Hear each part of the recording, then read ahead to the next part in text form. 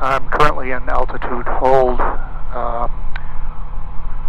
It's 2,500 feet. I've adjusted it, haven't changed the throttle, and doing a 360. Unicom, TBN 712 in Romeo, com check and advisories, please.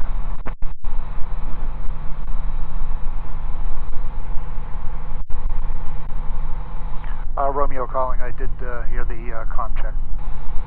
Okay, and any, is there a preferred runway right now? Looks like it's favoring 33.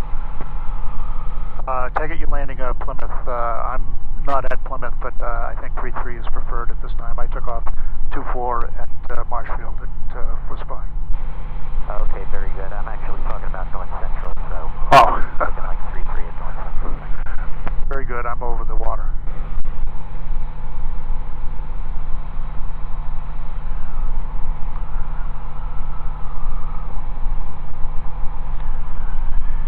And it looks like it's potentially changed 20 feet. I'm now turning left, but it seems to be within tolerance.